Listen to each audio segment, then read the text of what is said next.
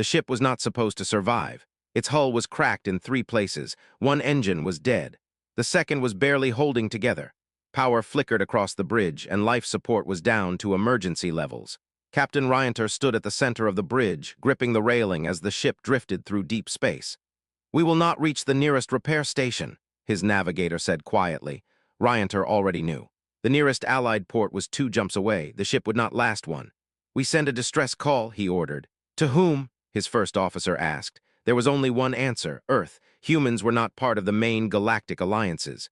They were new, independent, quiet, known for trade, engineering, and strange habits like drinking bitter liquids for pleasure. They were also far.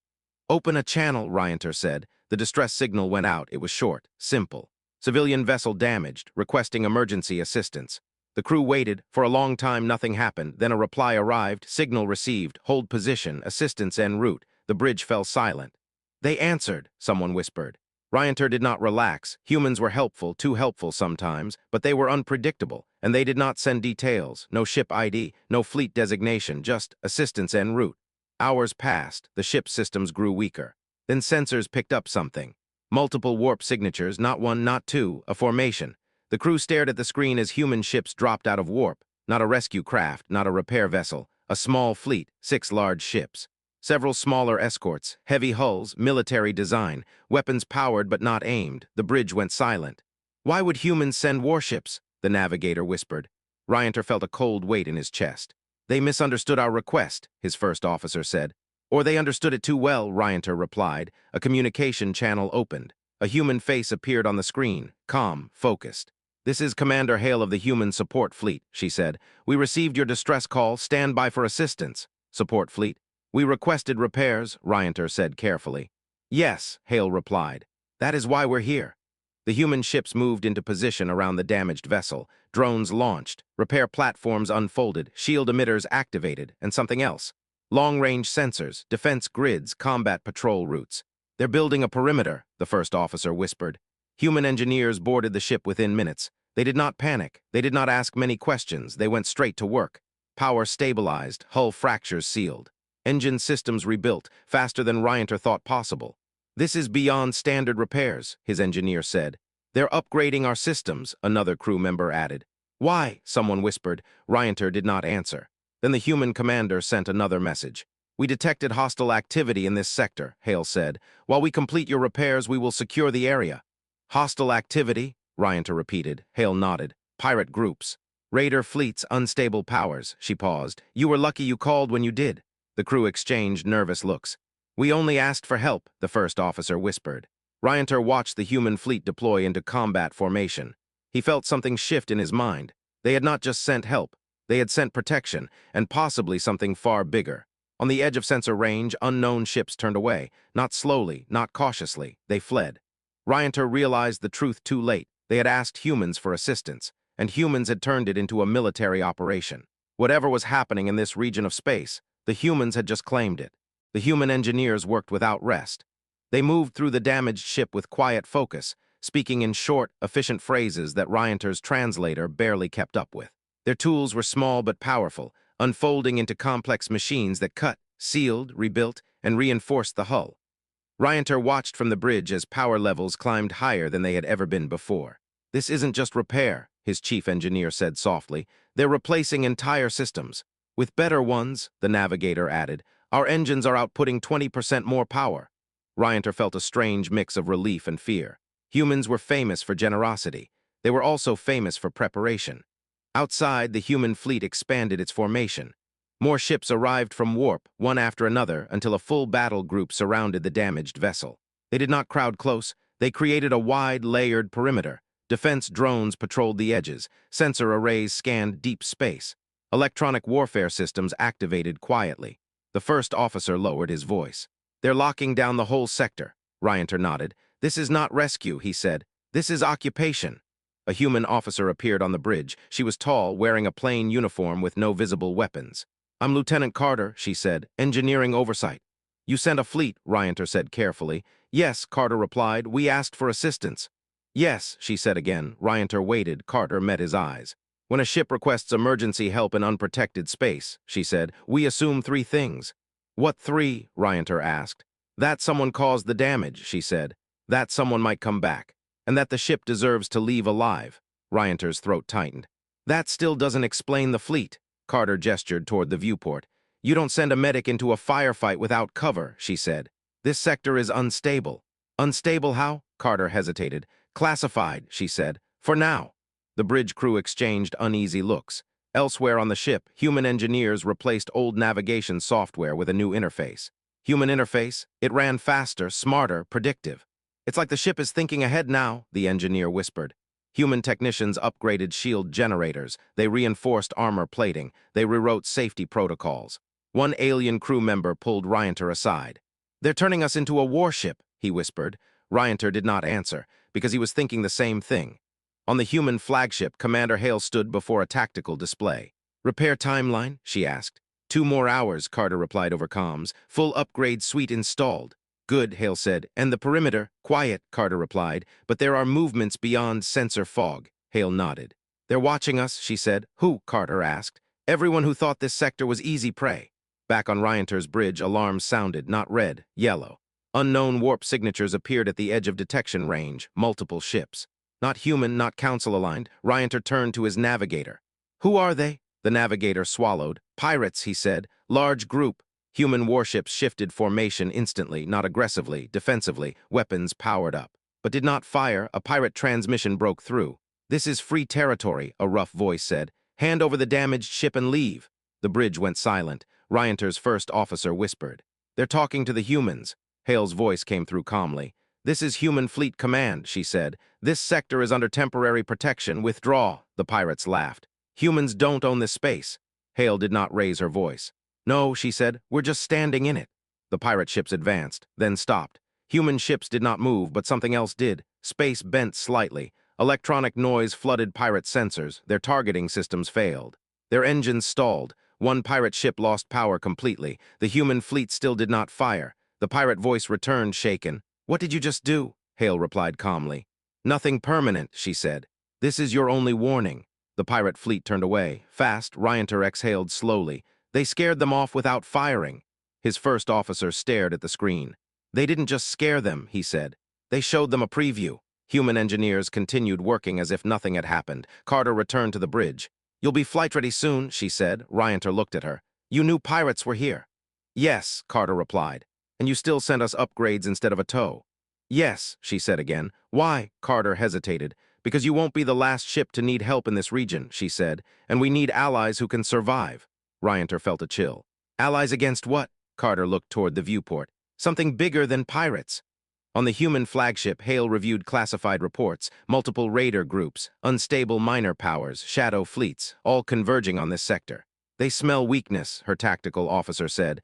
And opportunity, Hale replied. We could just escort them out and leave. Hale shook her head. That just resets the problem. She looked at the display. We don't just fix ships, she said. We fix situations. Back on Ryanter's ship, the final upgrades completed. Power surged, systems stabilized, new tactical displays appeared. Human software integrated into alien hardware. Ryanter felt like he was standing on a different ship. Carter handed him a data chip. Full system documentation, she said, and emergency protocols. For what emergency? Ryanter asked. Carter met his eyes. The one that's coming. Ryanter swallowed. We didn't ask for this. No, Carter said gently. You asked for help. She turned to leave. One more thing, Ryanter said. Why coffee? He asked. Carter smiled faintly. Because long nights get longer during upgrades. Ryanter watched her go. Outside, more human ships arrived, not because they were needed. Because they were preparing, and Ryanter finally understood the truth. They hadn't just saved his ship. They had used his distress call as an excuse to move a fleet into unstable space, to secure a region no one else controlled, to begin something much bigger. Whatever was coming, the humans had decided this was where they would stand, and they were not planning to leave.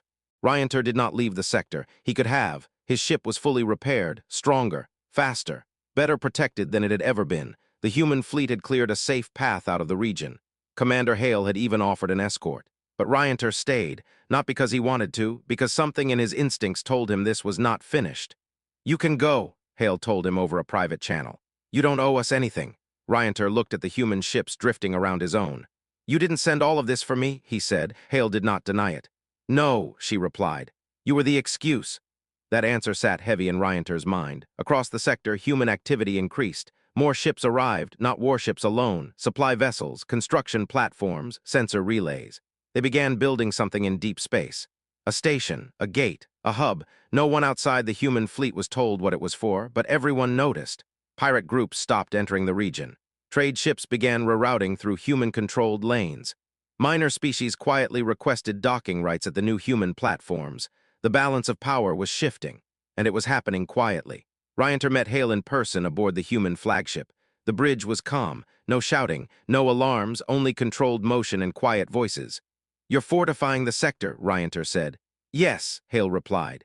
"Against pirates, against instability," she corrected. "What does that mean?" Hale hesitated. "Something old is moving," she said. "Something no one has claimed responsibility for." Ryanter felt a chill. "Like what damaged my ship?" Hale nodded. "Yes." Ryanter's claws tightened. "You knew that wasn't an accident." "We suspected," Hale said. "Your distress call confirmed it." She pulled up a hologram, scattered wrecks, missing stations. Dead zones where ships vanished without debris, all in a widening pattern. "This is not piracy," Hale said. "It's testing." "Testing what?" Ryanter asked. "Reaction times, defense responses, rescue protocols," Ryanter swallowed. "By destroying ships." "Yes," Hale said, "or disabling them or removing them entirely." "Who would do that?" Hale looked at the display. "We don't know yet." The answer did not comfort him. That was when alarms sounded, not red, amber. Unknown warp signatures, dozens of them, far beyond pirate strength. "They're coming out of folded space," a human sensor officer said. "Multiple vectors." Ryanter stepped closer to the viewport. Huge ships appeared, not council designs. Not pirate hulls, dark, angular, unmarked. "They don't match any known faction," Carter said over comms. The unknown fleet stopped at long range. They did not attack. They did not communicate. They deployed probes, dozens of them. Spreading across the sector, Hale's voice remained calm. "Raise shields," she said. "Weapons on standby." Human ships moved into layered formation, not aggressive, defensive. Ryanter's upgraded systems lit up with new data feeds. "They're scanning everything," his engineer said. "Yes," Hale replied, "just like we are." One probe drifted toward Ryanter's ship, then stopped, then adjusted course. It avoided him. Ryanter felt his stomach tighten. "They recognize our ship," he whispered. "They do," Hale said. "They're not here for you anymore." A transmission arrived, not in words, in raw data pulses. Human systems translated it. "You interfere with our assessment." Hale frowned. "Assessment of what?" she asked aloud. Another pulse arrived. "Emergent region stability, civilization response thresholds." Ryanter's translator struggled. "They're studying us," his first officer said. "Yes," Hale replied. "And they don't like competition." The unknown fleet deployed more probes. Human electronic warfare systems activated quietly, not to jam, to observe, to learn. Hale issued a single order. "Do not fire." Ryanter stared at her. "They destroyed ships," he said. "Yes," Hale replied, "and they're trying to see if we panic." The unknown fleet moved closer, not fast, deliberate. Human ships held position, weapons cold. Ryanter's heart pounded. "You're letting them come into your space." Hale met his eyes. "This isn't our space yet," she said. "We're claiming it by how we behave." The unknown fleet stopped. Then one of their ships surged forward. A human cruiser's shields flared. Not from impact, from gravitational pressure. Space bent. The cruiser held. Human engineers adjusted power flow, stabilized the distortion. The unknown ship pulled back slightly. Another data pulse arrived. "You resist." Unexpected. Hale exhaled slowly. "They weren't expecting us," she said. "Expecting what?" Ryanter asked. "Resistance without aggression." The unknown fleet shifted formation, probes retreated, their ships repositioned, not threatening, cautious. "They're recalculating," Carter said. "Yes," Hale replied, "because their model just broke." Another pulse arrived, clarify intent. Hale did not answer immediately. She sent a message to Earth. The reply came quickly, proceed. Hale turned back to the unknown fleet. "Our intent is to protect ships in this region," she said. Another pulse, region not claimed. "Now it is," Hale replied. Silence followed. Then the unknown fleet withdrew slightly, not leaving, watching. "They backed off," Ryanter whispered. "Yes," Hale said, "because they didn't get the response they wanted." Ryanter looked at her. "You weren't here because of me," he said. Hale nodded. "You were the first visible victim," she said. "We came to see who was hunting. And now they know they're not alone." Ryanter felt something shift in his understanding. "You turned my distress call into first contact." Hale smiled faintly. "Welcome to the upgrade," she said. Outside, the human construction platforms continued building. The unknown fleet stayed at the edge of sensor range, not attacking, not leaving. The sector had become a line, and Ryanter finally understood. Humans had not just brought help. They had brought stability, force, and a claim. Whatever this unknown power was, it had just met something new. A civilization that did not panic, did not retreat, and did not ask permission. And Ryanter realized the truth too late. They had asked humans for assistance, and humans had turned it into a galactic border. The unknown fleet did not leave. That alone changed everything. For 3 days, the dark ships held position at the edge of sensor range. They did not advance. They did not retreat. They did not send another message. They watched. Human ships mirrored their behavior. No weapons fired. No threats issued.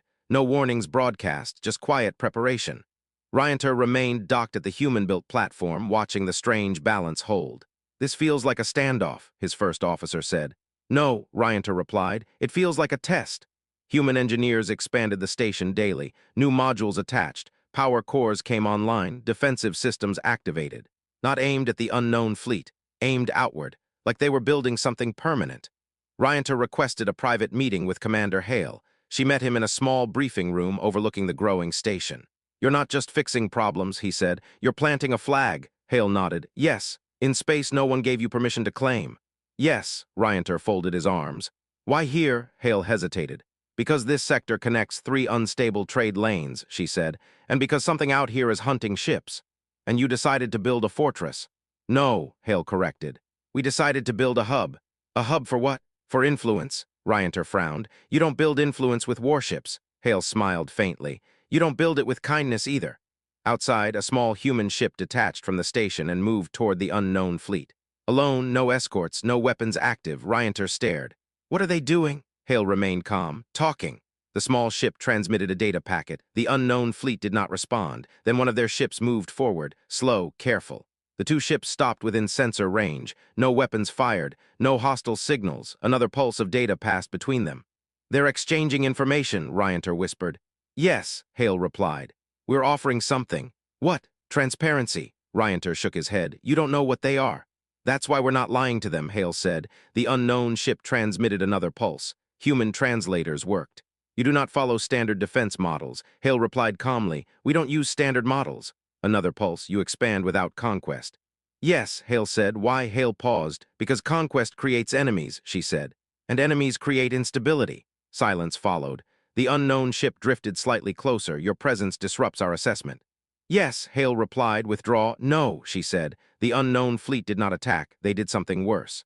They deployed more probes, not toward the human fleet, toward surrounding systems, trade routes, colonies, minor species outposts.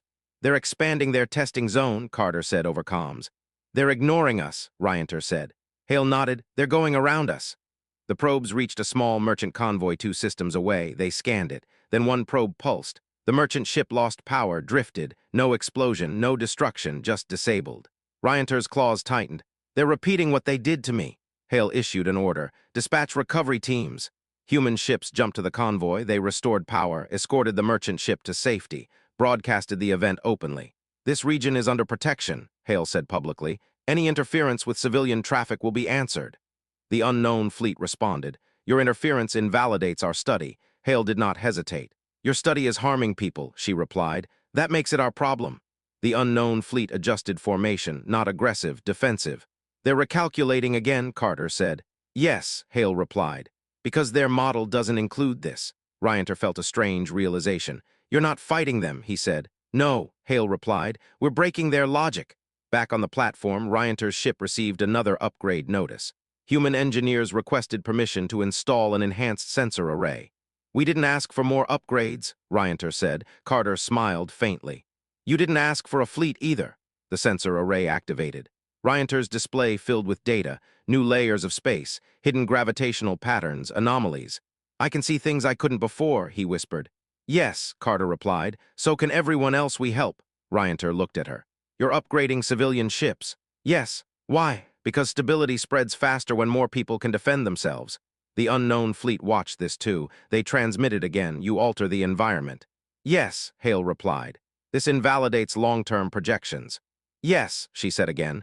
The unknown fleet withdrew slightly, not retreating, repositioning. "They don't know what to do with you," Ryanter said. Hale nodded. "They're used to fear, retreat. Aggression. What happens when they run out of tests?" "They escalate," Hale replied. "And you?" "We prepare."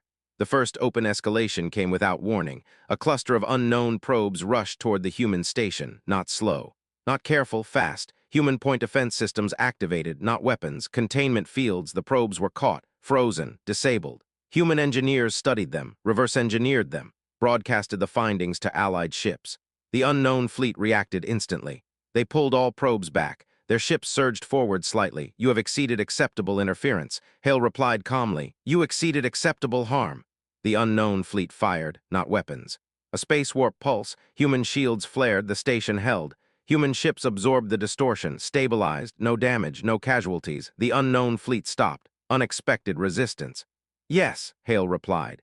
Ryanter stared at the display. "You're not just stronger than them," he said. "You're confusing them."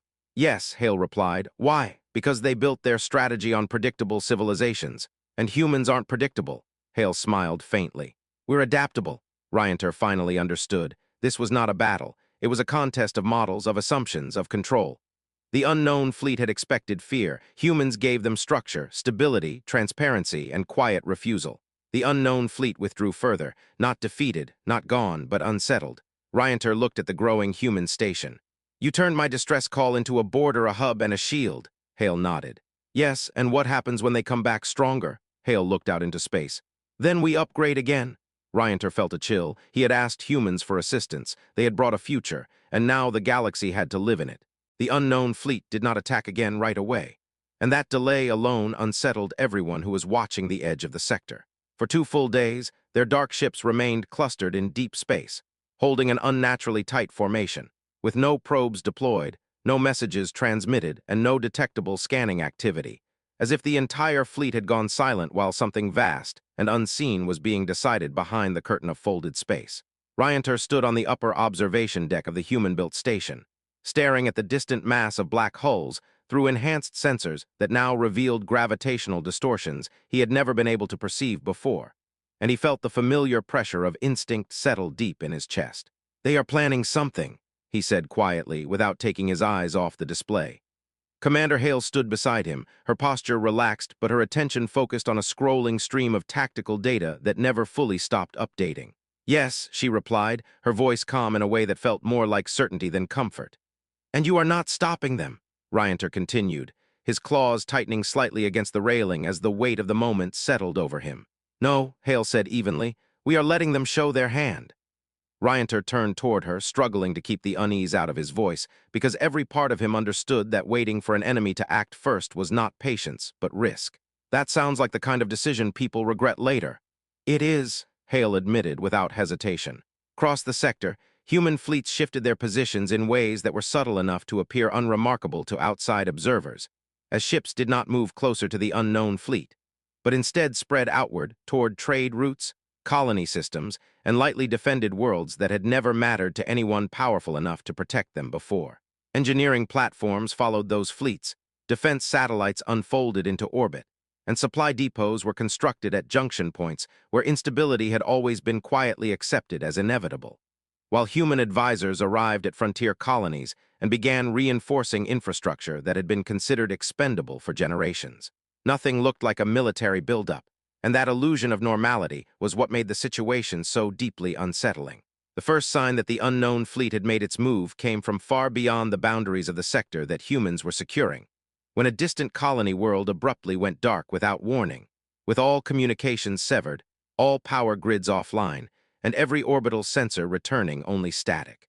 A human listening station identified a warp space signature that matched the unknown fleet's earlier disturbances, and the confirmation rippled through the human command network in quiet urgency.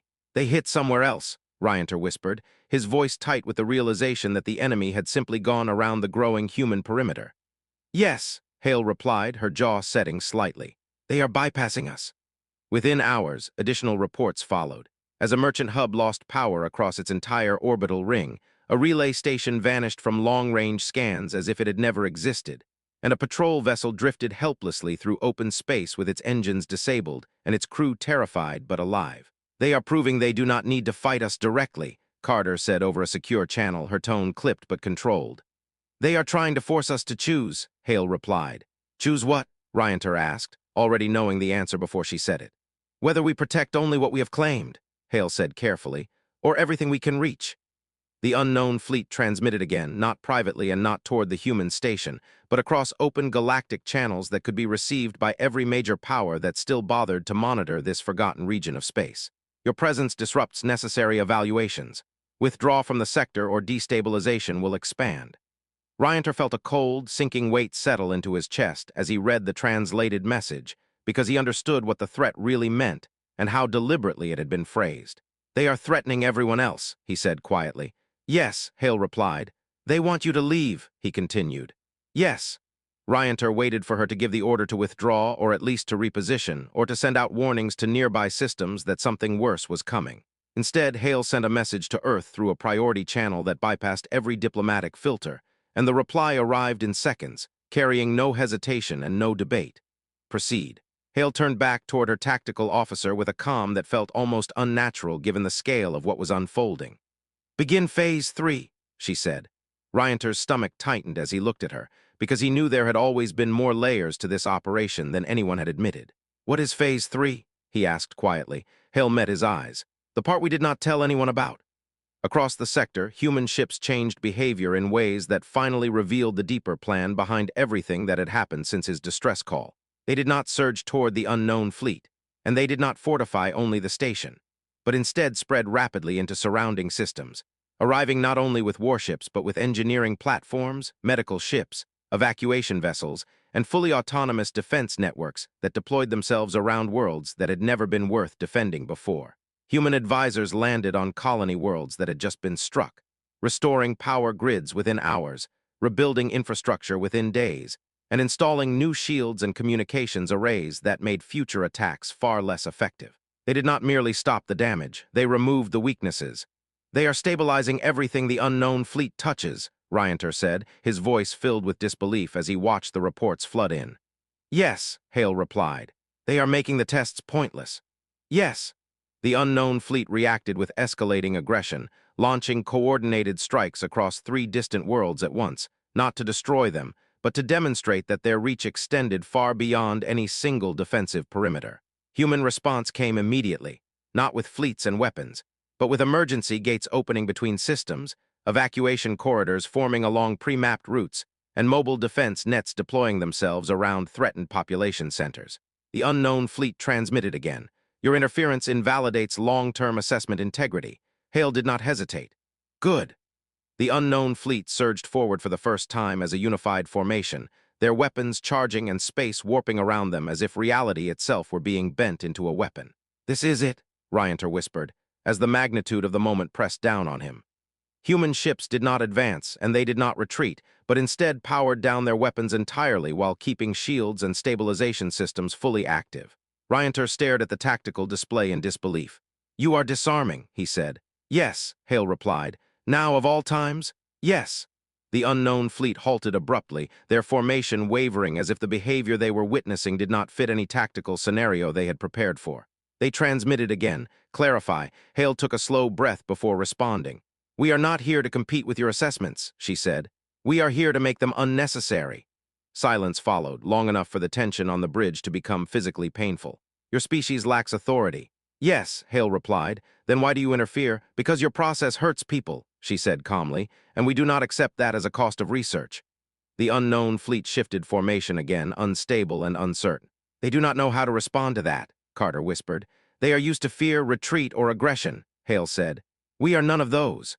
The unknown fleet launched a full system-wide distortion pulse, twisting space violently enough that lesser ships would have been crushed instantly. Human shields flared, stabilizers engaged. The station held, the fleets held. No losses were reported, no retreat was ordered. The unknown fleet's formation wavered visibly. Unexpected resilience. "We plan for failure," Hale replied. The unknown fleet fell silent again, and when they finally moved, it was not forward but backward, withdrawing into deep space as if the entire operation had been suspended rather than abandoned. "They are disengaging," Carter said. "No," Hale replied quietly. "They are recalculating their entire mission." Ryanter exhaled slowly, his legs trembling as the weight of the moment finally caught up to him. "You did not beat them," he said. "No," Hale replied. "You broke their logic." "Yes," Ryanter looked at her, his voice unsteady. "You were never just protecting this sector." "No," Hale replied. "You were rewriting the rules." Hale nodded. Yes, the unknown fleet transmitted one final message before vanishing into folded space. Your species introduces unacceptable variables. Hale replied softly. We call that progress. The starfield went quiet. Ryanter stared at the empty space where the unknown fleet had been. What happens now? He asked. Hale turned toward him. Now they have to decide whether their mission still makes sense, she said. And if it does not, they will either adapt or they will come back stronger. Ryanter swallowed. And you? We prepare. Ryanter finally understood. This had never been about stopping a threat. It had been about replacing a system. The unknown fleet had judged civilizations by how they reacted. Humans had refused the test. They had turned it into a negotiation. They had forced something ancient and powerful to question its purpose. Ryanter looked at the human station, the fleets, and the upgraded ships spreading stability across the region. You did not just answer my distress call, he said. No, Hale replied. You started a new phase of galactic order. Hale nodded. Yes. Ryanter felt something shift inside him. He had asked for help. Humans had brought a future, and the galaxy would never be able to go back. The galaxy did not change all at once, and that quiet delay was what made the consequences so impossible to stop. In the days following the unknown fleet's withdrawal, the human station at the heart of the sector continued to expand with steady, almost gentle efficiency, as new modules locked into place. Additional fleets arrived under low-profile transponder codes, and trade ships from half a dozen minor species began rerouting through the region without waiting for permission from any council or imperial authority that had once claimed oversight. Ryanter stood on the observation deck, watching the slow dance of ships and construction platforms, feeling as though he were standing inside a future that no one else had fully noticed yet. They are not acting like victors, he said quietly. Commander Hale stood beside him, her arms folded as she studied a tactical display projected against the viewport. No, she replied. We are acting like caretakers. Ryanter turned toward her, his brow tightening. Caretakers of what? He asked. A sector or the galaxy? Hale did not answer immediately, and for the first time since he had met her, uncertainty crossed her expression. Stability, she said finally. And stability never stays local. Across known space, news of what had happened began to spread, not through official announcements or dramatic broadcasts, but through quiet trade logs, shared sensor records, and first-hand accounts from ships that had been saved, upgraded, or quietly protected by human fleets without any demand for payment or allegiance. Minor species that had never trusted the great empires began sending envoys to the human station, not to form alliances, but to ask careful questions about defense coordination, trade guarantees, and emergency response networks that did not require submission to anyone's rule. They are coming to you instead of the council, Ryanter said one evening as another diplomatic shuttle docked. They are coming to whoever answers when they call, Hale replied. Ryanter studied her face. And what happens when the big powers notice that their influence is leaking away? They already have, Hale said calmly. On a distant capital world, a council chamber filled with angry voices argued over reports that made no sense. Because human fleets had not seized territory, had not declared authority, and had not threatened anyone. Yet their presence was quietly reshaping trade routes, security networks, and political loyalties in ways no empire could block without openly attacking civilians. They are building a shadow alliance, one counselor hissed. They are undermining galactic order, another shouted. No, a third replied bitterly. They are replacing it. Back at the station, Ryanter felt the shift long before official warnings arrived because he had lived long enough to recognize the moment when pride began to turn into fear. They will not accept this quietly, he said to Hale. They do not have to, she replied. They just have to live with it.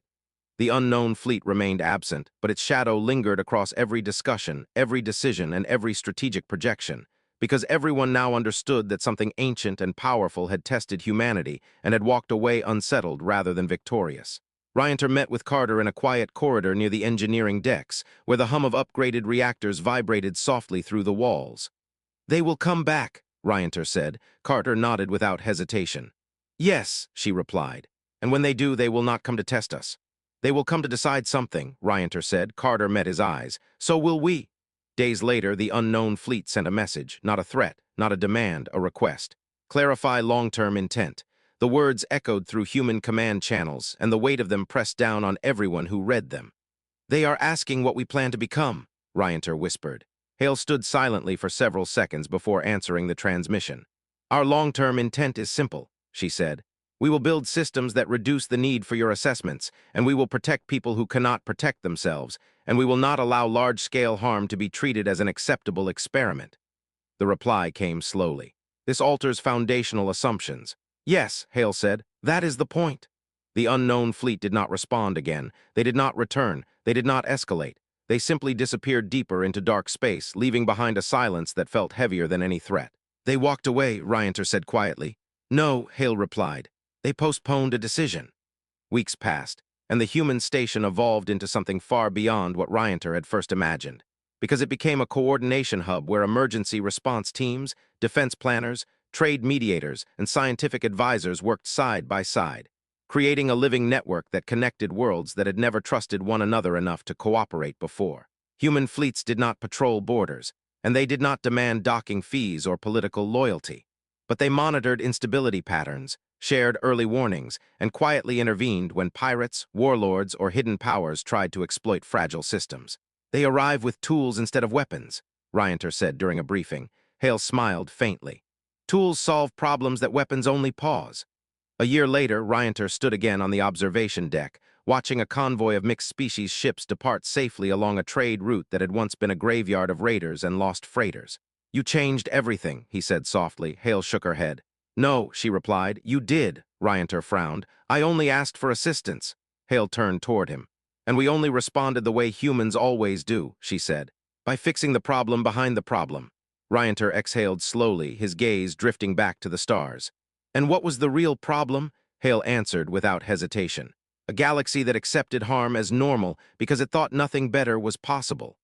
Ryanter closed his eyes for a moment, remembering the fear he had felt when his ship had first begun to fail. So what happens when the unknown fleet returns, he asked, and they decide that you are now the unacceptable variable? Hale's expression did not harden and her voice did not rise. Then we will talk again, she said. And if talking fails, we will adapt again, and if adaptation fails, we will endure again. Ryanter let out a quiet, bitter laugh. You humans are impossible. Hale smiled faintly. We prefer inevitable. As he looked out at the quiet sector that no longer belonged to anyone powerful enough to abuse it, Ryanter finally understood the truth that no council, no empire, and no ancient fleet had prepared for.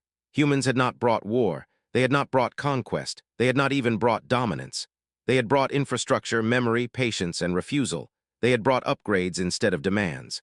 They had brought solutions instead of threats. They had brought a future that did not need permission. And the galaxy would never again be able to pretend it had not seen what was possible.